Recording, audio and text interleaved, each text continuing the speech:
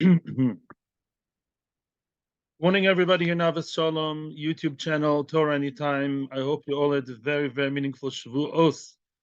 Thank you for people here who commented and asked questions about the previous sugya. It was not a very clear sugya, and we're going to learn it again today, based on the Tosfos this time, or generally based on Tosfos.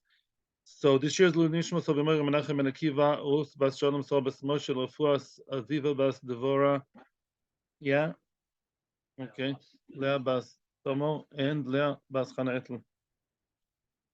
עכשיו כל ישראל, להצלוחס, חן בס ירדנה, גבריל יוסף ben Marta, ששלב Yeshua Gedoylo very quickly. Okay, so I'm going to give an introduction.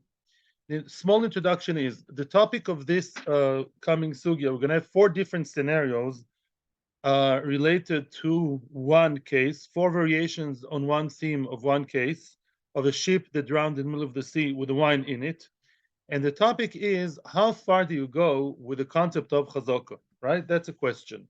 In other words, we're going to see another case similar to previous cases we saw in the Amud about business, about contracts, agreements that were breached willingly or unwillingly.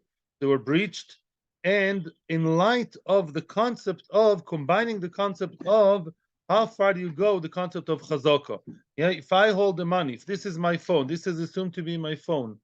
And this is assumed to be my phone, and you try to take the phone away from me, claiming it's yours, you have to prove it's your phone, right?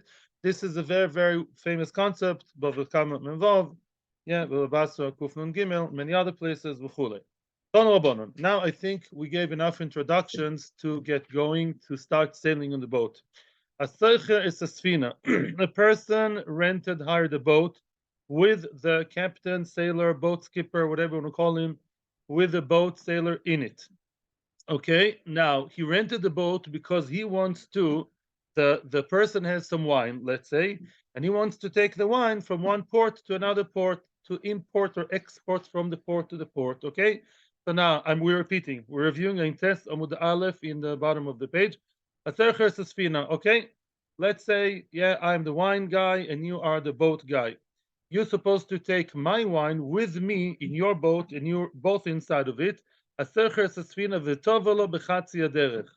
the boat sunk in the middle of the way. We gave an example. A person wants to import wine from Spain to Israel. In the middle of the road, which is more or less in Italy, around Italy's shores, the thing just, drowned, sunk, whatever you want to call it, with the wine inside. Baruch Hashem, you and I survived. And now, who's going to pay who? We had a similar case. I'd like to mention already now, if you remember, we had a similar case. What happened if I rented a donkey? Remember? And halfway through, the donkey died on me. I rented your donkey for me in your very fancy rented donkey. You gave me a donkey which wasn't so good. What did we say then? We said depends.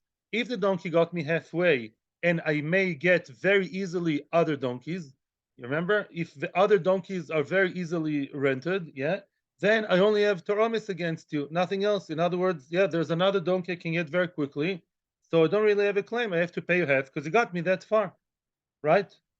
If there are no other donkeys, then I don't have to pay you. If there are no other donkeys and I'm stuck in the middle of the road, then I don't have to pay you.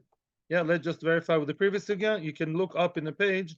It says Chamor. So in other words, if really the person, if there are no other donkeys that can be rented easily, I'm supposed to give you a new donkey, and if not, I'm not going to pay you.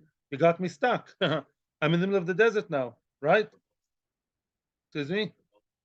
Oh, another boat coming by is actually not an option. No, that's not. Oh, very good. You're onto something. You're onto something. Oh, here the case is that we're going to see soon that it's not easy to get another boat. In the middle of the sea, it's not so easy to get another boat. Let's restart. The boat sunk in the middle of the way. Now Rab Nosson says a very interesting concept. He says like this: depends who holds the money. In Nosson, let's say the person, the wine merchant who is hiring the boat, he gave everything in advance. How much is the boat to there? I don't know, 10,000 shekels. He already gave all 10,000 shekels. Then he cannot take it back from the ship owner. If all the money is by the ship guy, the ship guy doesn't have to give anything back, no compensation, even though it drowned in the middle and he stopped in the middle.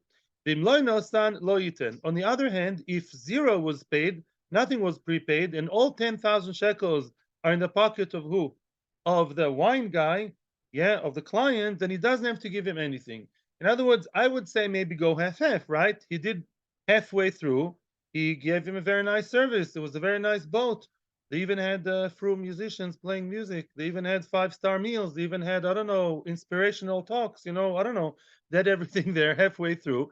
And yet we say we don't care about the percentage. We only care about who's holding the money. Yeah. Being very strict here with the concept. I don't know if you got it last time. In other words, we go very strong with whoever has the money holds the money.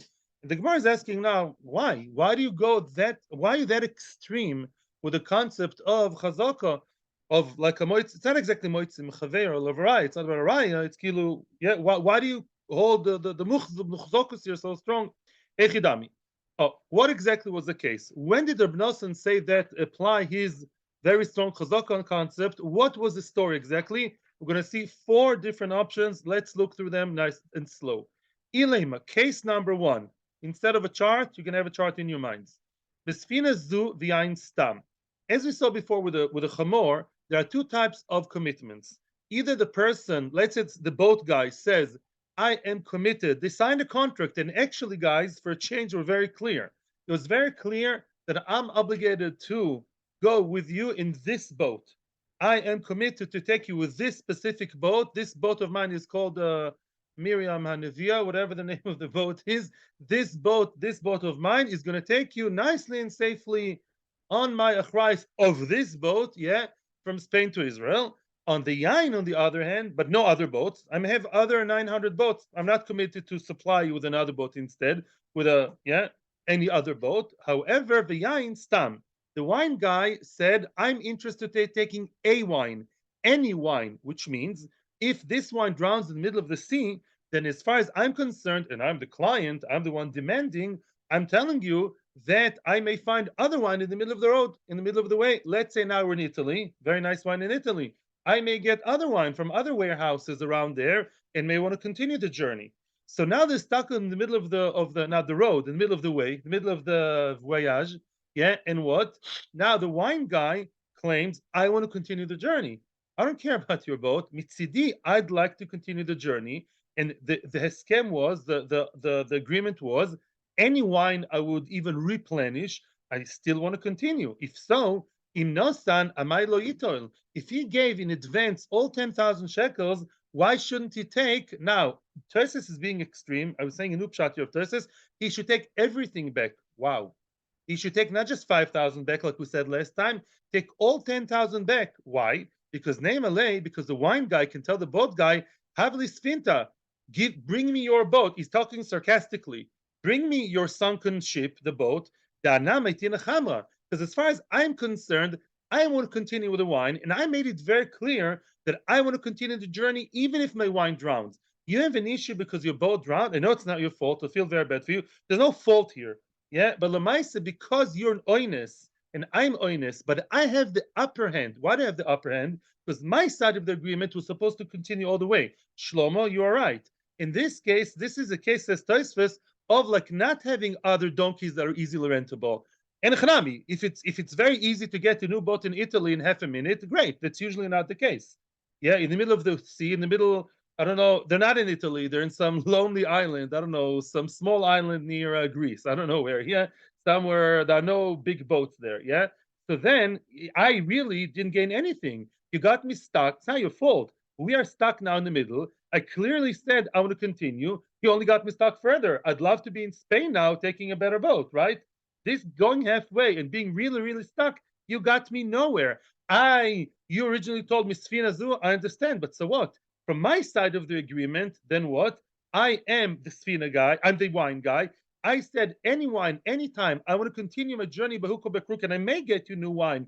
You still owe me that. And even the first step, says Tosfos, didn't get me anywhere. So the Gemara is trying to say in an extreme way that in such a case, who cares you're muchzak with the money? Why are we in the jungle here? Who cares that the money is muchzak? No, you care. You have all the 10,000 by you. Give me back all 10,000. You didn't get me anywhere. And I clearly said that my journey is an all or nothing journey. I want to get all the wine anyway, all the way to Israel. That's not the case. You didn't provide with what I wanted. Therefore, give me back every dime I gave you. Ad kedei kach. Even more extreme than we said the other time. Case number two. So that's definitely not Reb Noson's case. Ella, case number two, the opposite. Besfina stam v'yayin zeh. Let's adjust the other way around. The Sfina is Sfina Stam. The guy, the Sfina guy, the boatman, the sailor, yeah, what did he say? Any boat. I'll take you with a boat, any boat. If Miriam sinks, then Rachel will continue. And any boat of mine is there, I'm supposed to provide you, which means what? It's not just I'm giving good service. I'm also expecting to have the job. You understand? I'm expecting to have the job. Let's say I'll give you I'll give an example soon. Yeah, I want to continue the journey by hook or by crook from my side as a service provider, right? And when you says Tosis, when you pulled the boat, when we started the journey, it's as if, listen carefully, it's as if you hired me in advance for the entire trip. Yeah. The yain ze, however, the wine guy said this wine, only this wine. If so, im loy nosan amai lo iten. If the original guy, meaning if the wine guy didn't give anything, the wine guy should give. The wine guy should give all 10,000, and not all 10,000, the wine guy should give the entire trip to the boat guy. Why? Why should the boat guy be given everything? As I started telling you, we're going to turn the page. Name a lay. The boat guy can tell the wine guy, bring me back your wine. Again, sarcastically speaking, as far as I'm concerned, your wine can go up from the depth of the sea. I'll bring another boat, which means this is actually easier to understand. This is easier to understand. I originally signed the contract with you. I'm the boat guy. I dedicated the next, I don't know how long it takes, the next month to travel through the Mediterranean. No other clients, no other jobs. You pulled the boat. You already made the kinyan that the boat is hired for you for the entire month. Now the thing drowned in the middle. Not my fault, not your fault. But I clearly said that I'm interested in what? Being paid 10,000 for the whole trip. And the whole trip was pre-booked by you. I'll give you a very easy example, which is very easy for you to understand. Let's say, I have a holiday rental. Let's say you have a holiday rental, a regular apartment, and somebody signed with you for a month, right? Or they signed up with you. We're going to be in your house for a month, and we're going to give you, I don't know, 2,000 shekels. Okay, 2 weeks into their stay, they say, oh, actually, we found something else. We're not interested. The whole house fell apart. Are they supposed to pay you for the whole thing? Yes, or at least most of it. Why? We prepaid, we pre-signed. In the middle of your stay, all of a sudden you decided to run to a lot. You decided to change your vacation. It happened to me once, by the way. In the middle of the thing, you decided, bad enough for you. As far as I'm concerned, I booked my entire apartment for a month, and I turned away other clients. That's what the boat guy is saying. It's quite simple. This does point out, though, the concept of poil bottle. For the first half of the journey, you'll pay 5,000. For the second half of the journey, which never really materialized, you'll have to pay him the minimum price. Yeah, let's say how much it costs without wine, because there was no real, I can give you a reduction because you didn't really stay in my house for 2 weeks and you didn't make it dirty, I didn't ruin my house. You know what I'm saying? Yeah. But Lamaisa, conceptually, the entire place is booked in advance. And that's what the boat guy says. Who cares? You muchzak with the money. Are we in a jungle here? Who cares? You owe it to me. Yeah, it's much clearer now, I think. Now, third, no. So when did Reb Nosson speak about that the muchzokus makes all the difference? Case number 3. That's the only case. It is really, really nobody's fault. If it was clearly stated, this boat will take you to Israel, and the other guy said, yeah, only this one is traveling. They both already in advance made it clear that the journey is not always for life, and now the journey stopped, and whose fault is it? Nobody's fault. But who's stopping the journey? Beside their agreement, both. They're both equally, so to speak, at fault. They're both not helping each other continue the journey. Right? He says, well, only my boat, only my wine. If so, then when both sides are a tie, when you have a tie of 0-0, both sides are holding on from are holding it back from each other. Then we say, then, as we said many times before, and that's a concept which we've seen at least twice in this parak. When it's not my fault, not your fault completely, we're a tie, we're equal, then we say there's no way to take the money out of the other person. Why should I owe you the money? You owe me money just as much, right? It's a tug of war. Yeah, I want to continue the journey. Really? You said this boat, yeah, and the other guy says the same thing. No, you said this wine, right? They're both getting each other stuck in such a situation where the tvia is mutual and nobody is being cooperative. Then we say tug of war. What do you do with the money? Nobody can actually claim them. Nobody's more correct than the other to claim the money, and therefore, when nobody can claim from the other, what do? We leave things as they are. It's called chazaka, and it's in English. It's called status quo, which I think is from Latin. Yeah, and status quo, you leave things as they are. However, to get it a tiny bit more complicated, the cherry on top is the fourth case. That now gets more interesting. Case number 4. Aval besfina stam b'yain stam choilkin. Oh, that's interesting. Sfina stam b'yain stam choilkin. What does it mean? Let's say both sides are not, in the third case, neither side was committed. We're both being like, we're both abstaining. I'm not mechuyev to provide a new boat. I'm not mechuyev to provide new wine. And then no side is really mechuyev to actually go ahead with anything. You keep the money where it is. It's a tie. There are two types of tie, like in soccer. I'm not a big soccer fan. It's either 0-0 or 4-4, or 5-5. Yeah, it's two different types of tie of teku. It's called teku in modern Hebrew. Yeah, besfina stam v'yain stam.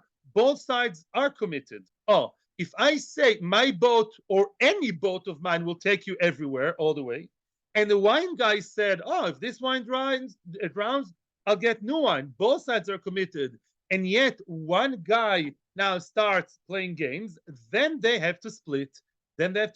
Why? Because each guy can tell the other one, you are, yes, committed to continue. If you're not continuing, give me half. And the other way. Makes a lot of sense. In other words, as opposed to the third case when nobody's committed, here each side is committed. And therefore, any side, you can play it in your mind both ways. The guy who's not muhzak can tell the muhzak, mister, it's been very nice here in the lonely island, very nice tropical palm trees all around, like in the vacation brochures, but let's continue. So either you want to continue, either boat guy or wine guy, and if you don't continue as you're committed, give me half. And if you're holding the money, give me half the money, or give me back. It doesn't make a difference, either side. Because you are, yes, committed to, yes, continue actively, and you hold it back, give me the money. Continue journey as you committed, either side, or giving the money. What do you mean holding it? It's like, now I will compare. Let's say this is my phone, it's been my phone for a long time. Here, you see it, a very, very fancy, very choshev phone. Yeah. If this phone, if you prove by 2 ADM the phone is yours, I'll have to give the phone. If you prove that half the phone is yours, I'll give you half the phone, right? You can't always play the chazaka game. Here, in this case, you are actively committed to, yes, continue the journey. If you don't, okay, money back, please. Half the money back. I'm glad that you brought me halfway here. Yeah. Now you can also ask the question if the other boat's available, right? That could be a good question on Tosfos, I admit. But Lamaisa, conceptually, you can't just play the chazaka game in this case. You either continue the journey or you give me half the money.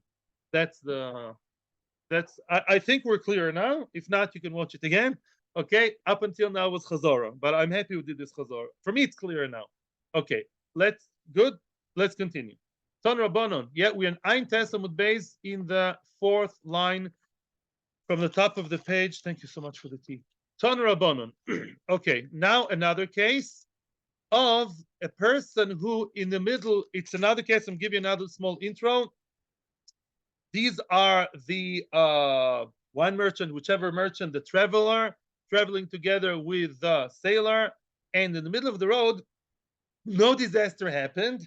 What happened now is he starts changing the conditions in the middle of the journey. Middle of the journey, conditions change, and things change in the middle of the journey to the surprise of the other party. That's a general picture, okay?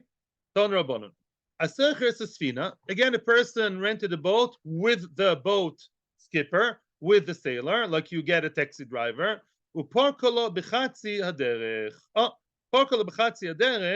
Which means, according to this understanding, in the middle of the road, I'm the boat driver. I always wanted to hold the helm. Yeah, I'm on the helm. It's all very nice, beautiful day in the Mediterranean. I'm supposed to take you all the way from Spain to Eretz Israel, and in the middle of the road in Italy, you decided that Italy is a really cool place. So well, so many tourists there. You parakta. What's lifrok? You took off your bundles, took off your load, your luggage, and you say arrivederci, and you go and you go to Naples, then you say goodbye. Excuse me, I'm supposed to continue all the way to Israel. Yeah, well, what's going on? You stopped too short. You stopped short in the middle of the journey. I'm the boat guy. I'm staying here high and dry, or maybe wet actually. So now the guy who the traveler can give me halfway the 5,000 shekels, the halfway through the middle of the road, half the salary, not salary, half the money, the fee, half the fee, right? Half the traveling fee. Thank you.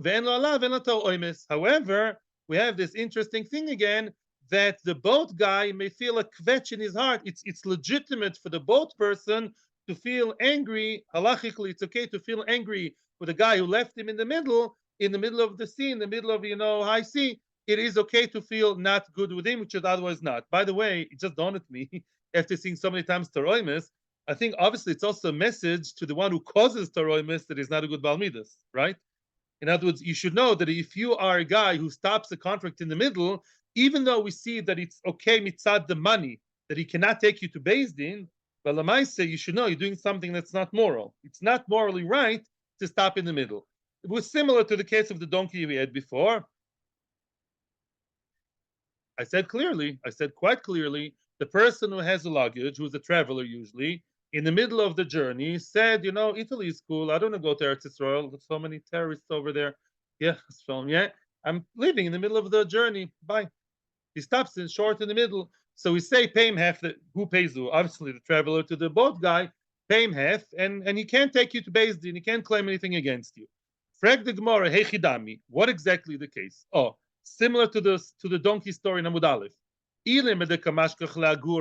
Let's say the boat guy is in a place where in Italy it's teeming with people. It's very common to find other people to get in his boat. Yeah, taxi in a busy place where it's normal to wave a taxi in the middle of the day. The guy told you take me from South Tel Aviv to North Tel Aviv. In the middle of Tel Aviv, he stopped short, paid him half. Very easy to find another guy to fill in instead. So if there's another potential traveler that can be very, very easily board the boat and continue the journey, why is there even a Toroimus? It's so common to replenish, so to speak, the travelers. Why is there even a kvetch in your heart? Isn't it interesting to know a new person? Why is it even causing you anger? However, if really it's not common to find the agura, meaning what? It's not common to find somebody else to replace. Yeah, he stopped in the middle of a Greek island with, I don't know, 2 people there. Nobody's interested in going to Eretz Yisrael. So he's really stuck halfway without pernoso.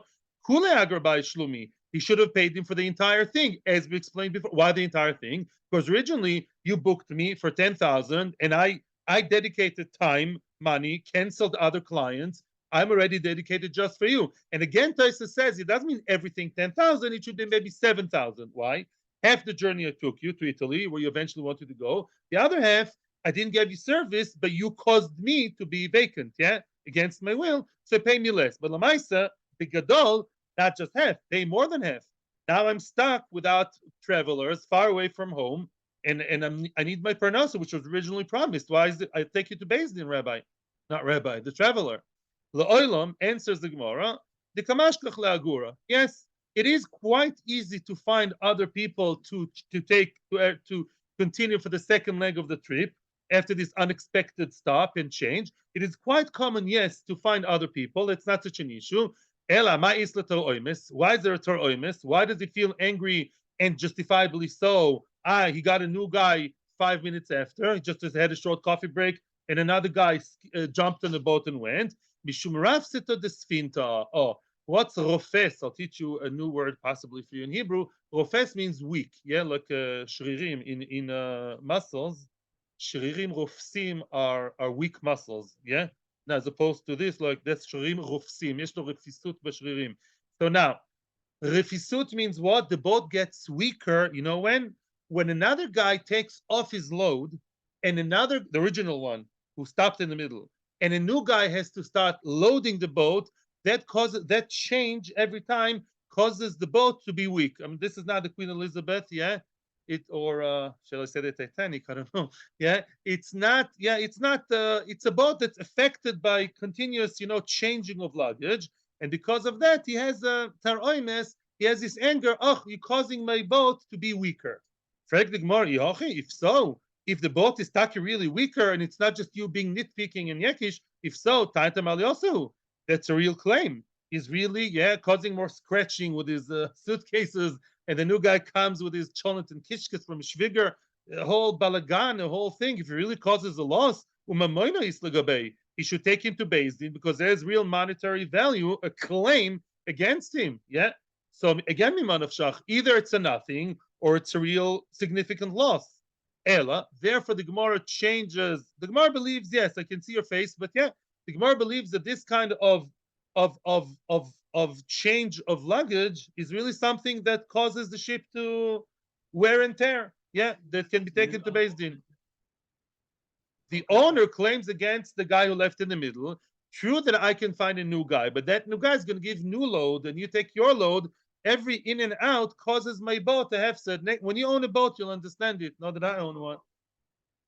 What? No. Against the original Heskem. No. Had I known you stopping in Italy and I'll have to get a new guy from Italy to Israel, that's not a problem. But I assumed that this trip will be seamless without another change. No, my friend. That's what he has to pay for. Are you absorbing what I'm saying?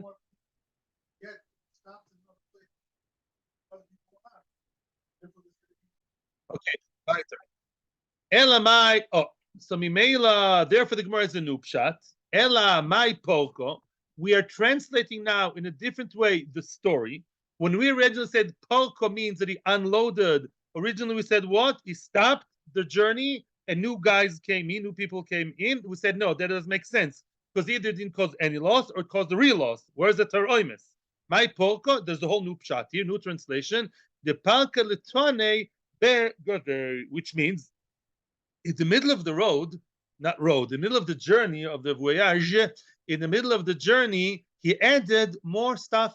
He stopped in Italy, and then his wife made shopping, and he added, 10,000 dresses on top of what was originally the cargo. Oh, now you can claim, oh, that's really heavier, so that's real money. Rashi is careful, and Rashi tells us that he was planned in advance, which means he told him originally, listen, we're going to a nice trip, my wife and I, for our 50th anniversary, from Spain to Israel, but you should know, in the middle of the road, we may add stuff.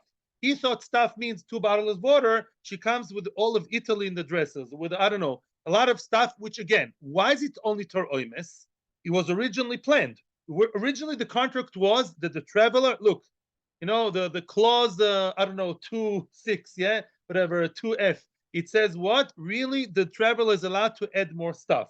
So what's the Tor Oimes? He's allowed to add more things. Ela my Tor Oimes, why are you angry? You knew that he may bring new items, more cargo in the middle of the road. Mishum shinui daita, because of the changing of his mind. What do you mean changing of his mind? It was planned. Says Rashi, I thought I'd go back quickly and come quickly, which means the way it is understood by the Rishonim in Madir Chavrusa and I, you all know the concept of what? Asmachta. Asmachta means that sometimes people promise, but even though there is a promise, the context shows that it's not really serious. If I promise that whoever behaves nicely and doesn't ask questions till 10 to 5 is going to get $1 million, I don't really think you really are going to come to me tomorrow claiming $1 million. And if yes, good luck to you. Yeah, I'm not into $1 million. Yeah.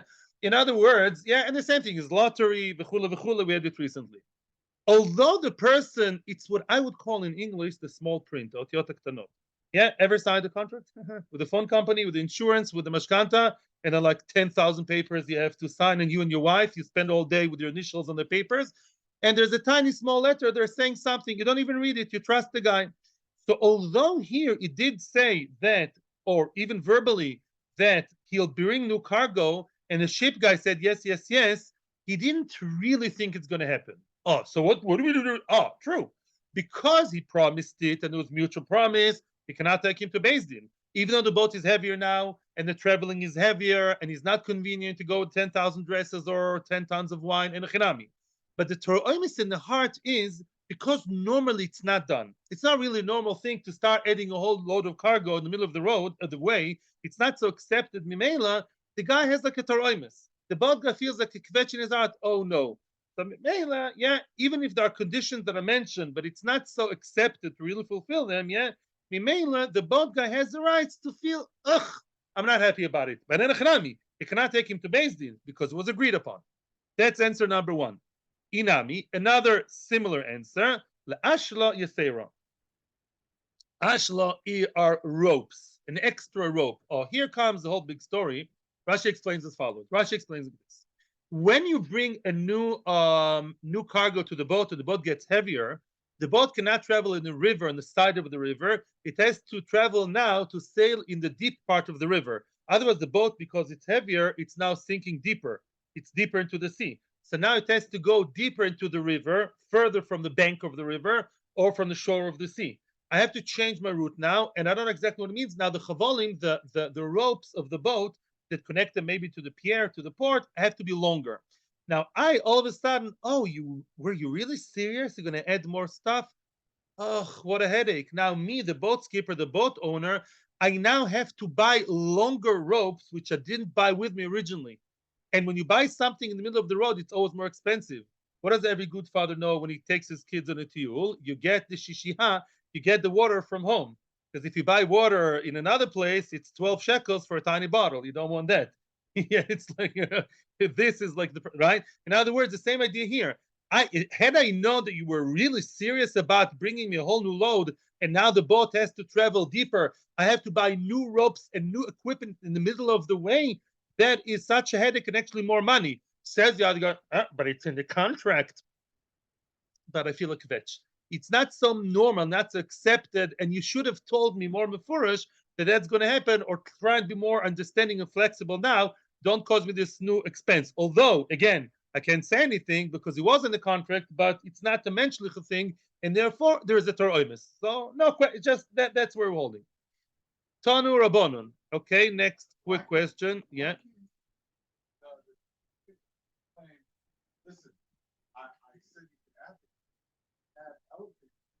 No. It was within the agreement.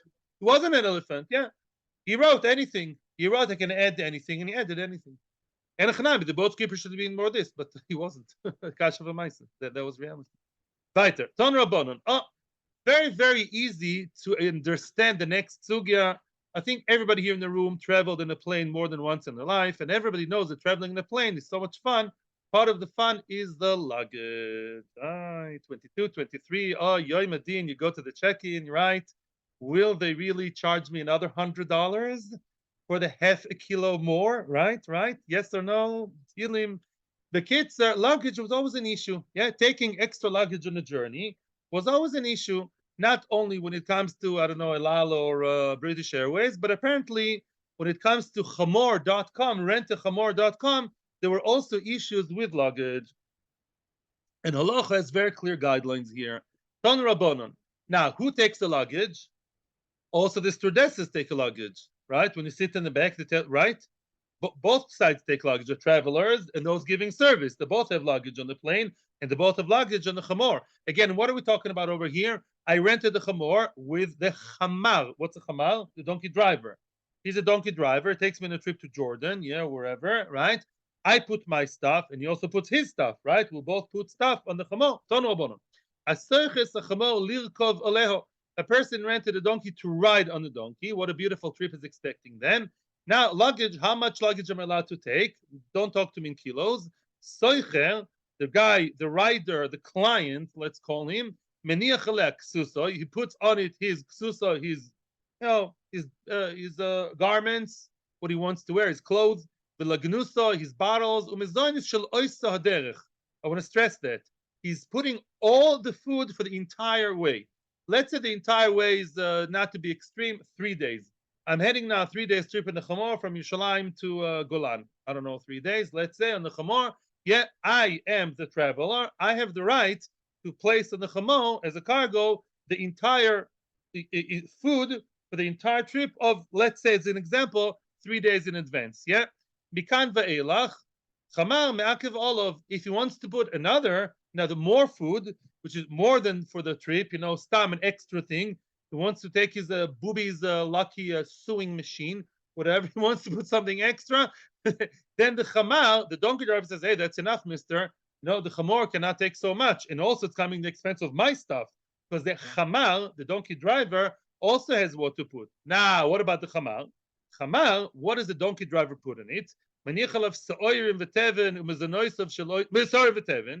does he put in it? The donkey's food. The donkey needs the fuel. The fuel. The donkey's food, the barley and the teven, the hay, he has to put there also.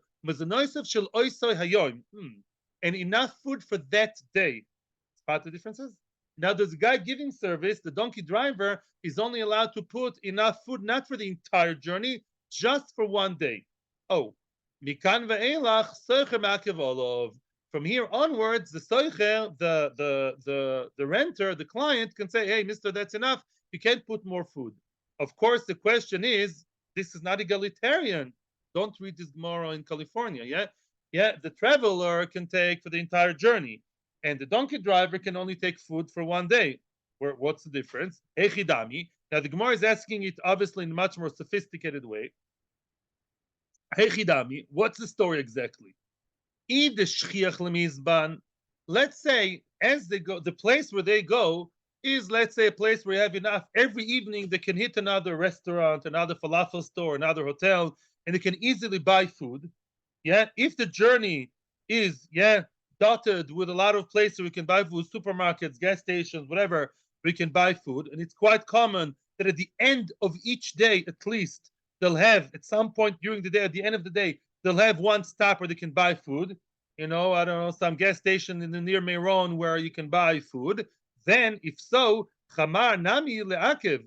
If so, the chamar, the donkey driver, should stop the traveler from taking food for the entire way.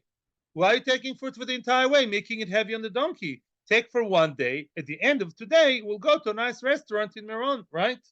And if they're going in some Hudson place, I don't know, New Zealand, I don't know, in the middle of the forest, where it's not common to find food during the journey. If so, and that's why he has to take food for the entire journey. So if so, the soicher cannot stop the chamar for taking the whole way. In other words, mimanafshach. If it's common to find food, let's summarize the question. If it's commonly found to have food once a day to hit a kosher mehadrin place with food, neither side should take more than one day. Why you stop putting heavy in the chamor? You have an issue with being a hoarder? I don't know. Well, what's the story? You're a survivor thing? Yeah. Have for one day. Tonight we'll hit a new place. And if it's a place where during the journey we'll not find anywhere to eat and nowhere to eat, if so, both sides should take enough food for the entire way. Right? What's the story here? Yeah. Answers the Gemara. Omar of Papa. Rav Papa answers. Omar of Papa lo tzricha. There is what you're right. By the way, it's true. What we said is true now. However, that specific case of that difference, that lack of equality between the driver and the client, the shchiach lemitrach ulemizban me'avna le'avna, which means with some hard work, it is possible every night, every sojourn they stop in, every stop on the way, it's not easy, but they could find food and buy food from one hotel to the other. Avna, says Rashi, is like a malon, is a place where they sleep. In other words, it's not like today you had big neon signs, Misadat, Ima, Meron. In other words, if you look hard enough, you'll find that mehadrin place. Have you ever been in chutzlarts and hick places? Yes, yeah. I've been to a place where, after looking for a very long time all over town, my kids and I, when we lived in Europe, we found some so-called mehadrin, so-called restaurant. It takes time. You have to know your way around, yeah? That's the story over here. And achinami, if it's easy to find all over the place mehadrin of food places, no side should take more than one day. If it's impossible to find food, real desert, both sides should take. Why do we have a difference between the driver and the client where it is possible but hard to find a place to eat once a day, once a night? Explains the Gemara, Chamar, who's more street savvy? The Chamar who goes there all the time? Or the computer programmer that's his first time in a chamor trip, yeah? We did it for anniversary, so cool. Yeah, he's never seen a chamor in his life. He definitely does know the area. Again I'm reading. Chamar, dalke limitra chol mizban. The donkey driver, it's very common for him, street savvy, he knows how to be toreach, how to work hard to find the right spot, and find where you can find food. Yeah. Soicher, lav darkel mitra cholamizban. The soicher, the renter, the guy who's just a very innocent, absolutely not savvy person who happens to ride the donkey, it's not his derech. You can't claim from him to find food, and therefore he is allowed to take what? Food for 3 days or for 4 days or 5 days for the entire duration of the trip, because he has no other way. He doesn't know where to go. The Shenken the Chamar would tell him, no, Mr. Chamar, take food from one day, and we trust you because we're in such a place where you may work hard and find a place, you know your way around. I just don't know why the Chamar would not tell the owner where the food is. Yeah, I don't know. They're not going together. Maybe they sort of lost their love in the middle of the road. I don't know. The middle of the way. It's a good question, but Lamais, we can't demand it from you. Can't demand. That's the word. Yeah. You could say no. I'll tell you why. If I'm a spoiled, nice client and I'm on the chamor and I expect good service, no, mechitesi, I want to run around with him to find the place. He's very street savvy. He's going to go to Puchapuchka, I don't know, or Paraguay to looking for a kosher place. I'm not interested in that wild goose chase. Yeah, for him, you can claim because it's normal for him. I don't want to go on that Michigas. I want to have my normal, nice kosher mahadrin ready-made food from home. Yeah, for the entire journey, and I have the right to do that. He has no right to do that. For him, it's very, very normal to work hard and look for food. That's part of his lifestyle. Mainly, he's only going to take enough food for one day because at that night we trust him to find the good food in a normal place. Ton Rabbanon. Good. Fine. Ton Rabbanon. Last case for today. Ton Rabbanon. Okay. Yeah. Asoicher sachamor lirkov aleo ish. The topic now is what happens when, let's say you're a taxi driver or you're a chamor driver, and all of a sudden the person that you thought is going to go into a taxi is not the person expected, but it's a very different kind of person who weighs much more. Maybe a taxi does make a difference, but a chamor, it makes a difference how much the person weighs. Ton Rabbanan, aserches a chamor lirkav aleo ish. Yeah, we spoke by phone, SMS, WhatsApp. Tomorrow, Mr. So-and-so is going to come to my taxi, or in this case, to the chamor, to ride on it. All of a sudden comes a woman. She says, no, my husband is not traveling. I'm traveling instead of him. Instead of a man, it's a woman. Unexpected gender of traveler. It's a woman riding instead. Lot your kabbalah isha. No, you can say no to the woman. Why? We assume that women are usually heavier. Men and women of the same age, maybe because of birth, maybe back then men didn't eat so much like today. I don't know. But Lamaisa, usually women in halacha are assumed to be heavier. So therefore, if I committed to have a male traveler, you can't unexpectedly give me here on my donkey a woman which is probably heavier. However, Isha roichav ish. If a woman is the one who ordered the ride, a man can come instead of her. We assume the man, same age, same group, is probably thinner than her. Today maybe it's different. I don't know, but that's the assumption. Back then it's interessant, but that's what the Gemara assumes. Right. I don't know. I hear what you're saying. Yeah, I don't know. It's that's what we found. I was looking. Yeah, maybe I should look harder, but that's what we found. That no, women are, and even if she's not pregnant, I'd like to say women many times are pregnant or just have, maybe means women after, women after a few births become already usually bigger. Maybe that's why. But I hear what you're saying. I don't know. Let's continue. Let's repeat. Let's go back a line. A person rented a donkey in order to have a man riding on it. The woman is supposed to be heavier, and therefore you can't automatically expect from the chamor driver to have that heavyweight person. Isha, the other way around. Yes, a woman ordered the call, then a man can come instead. However, and that's a chiddush, the Isha ben gdol ben ktano. Let's say a woman really ordered the chamor, right? And now that woman, he thought, for whichever reason, from knowing her, from something, that she's more of a petite woman, and came a big woman. A fat woman came instead. Afilu muberes v'afilu meinika. Yeah, even if she's muberes, she's pregnant, heavily pregnant with triplets.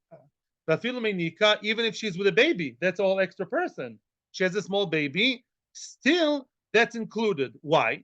Because when I said a woman, I didn't say petite woman. You, in your mind, you think women are petite. Who said?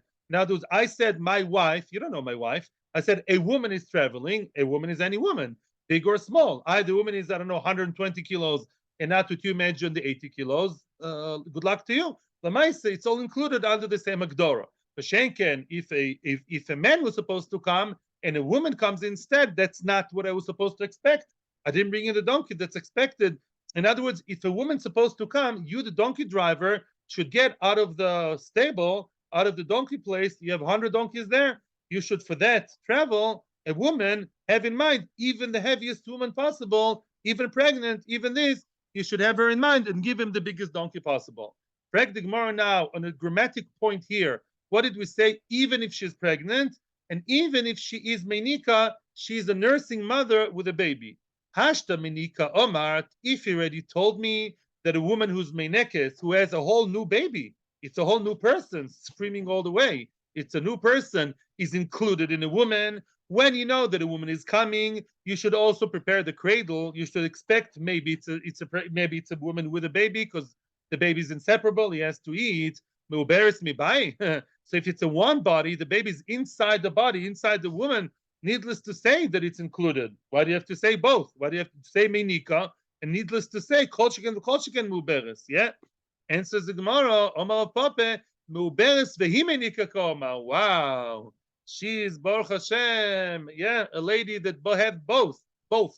She has both. She's pregnant and she's nursing a baby. It can sometimes happen. Yeah, she got pregnant in the middle of nursing. Sometimes it may happen. And therefore, she has both. She has a big baby inside and a big baby, mamish, already alive and kicking and screaming and eating. And even that should be included. And that's a chiddush. When you say a woman is coming on board, you should expect a woman may mean a woman with the baby inside and a baby outside. They're all part of her. And that's a kind of chamor you should have brought us. You didn't bring the chamor? Bring us another one. It's your issue. It's your suffering of the chamar. Omar Abaye, here Abaye says something which I have to admit I still have to understand it better, and I'll read it to you now and I'll translate it to you now, but tomorrow I hope to come to you with a better pshat. I don't like the pshat that I have here. I'm telling you now honestly, and I looked into it a few times. I'll tell you the following two lines, translate, and leave you in suspense for tomorrow. Omar Abaye, Shma Mino, from here, from the story of the pregnancy, that we said what? A woman who's pregnant, we can see by the Gemara, is heavier than a non-pregnant woman. Yeah, in other words, it's not bloated with, air. We really take that weight that's inside the woman into account. She's considered as a heavier woman. I don't know what the big kiddush is. Rabbi says from here we see that a pregnant woman is the weight is considered to be significantly more, and you have to take that into account. From here we can learn the following concept. Binita akresa takla. Benita, when you buy a dag, when you buy a fish in the market and it goes by weight, yeah. Let's say you have a big nice fish for Shabbos, like Yosef Moker Shabbos, yeah, big fat fish, and you want to buy it by its weight. I'll give you good advice, says Abaye. Benita akresa takla. In other words, the bigger the stomach, the more it's going to weigh. It's going to weigh. In other words, if you see a big fish, don't go into the illusion, it's because it's just bloated, but there's nothing inside, yeah, or what's inside is not significant. No, what is inside, a bigger one probably does weigh more, and it's not some bloatedness and air. A sufgania, let's say, it'd be a big sufgania, it doesn't weigh much, it's all air inside without even any, without gem. But when it's a fish, like a person, like a human being, what's inside probably does weigh more. The man of Kamina, who cares? Look at the last Rashi here. When you buy or sell, you should be aware of the fact that that's what's said in English. Bigger volume by humans or by animals, bigger volume also means more weight. That's what he's saying. Don't say just volume, it's all empty like a big balloon. It's really does weigh more. So what? Says Rashi. You see a fish with its big stomach, don't buy it by weight. Yeah, don't say, all the same, I want a big fish to look nice at the Shabbos table. It's all just air. It's all just volume. Let's wait and then pay. No. Elim can yoitzias meyav. Ask the person, the seller, ask the vendor to take out the me'aim, take out the kishkas, which are usually anyhow not nice. Yeah, you want the flesh, not the me'aim. Take out the me'aim, they're extra. Take out the kishkalach, and they are gonna what significantly lower the weight of the fish. Now weigh the fish, and I'll pay for the weight, and it will be cheaper. That's the way I understand it. Now, I'm sure there's more understanding here. That is for now. Yes. Question time. No, you're not paying for all things. You're paying per weight. You're paying per weight, like today. You're not per. No, you take out the me'aim, so now you pay less. No, it's not standard. It's Abai told us. Maybe it's standard today because you follow Abai in 2023.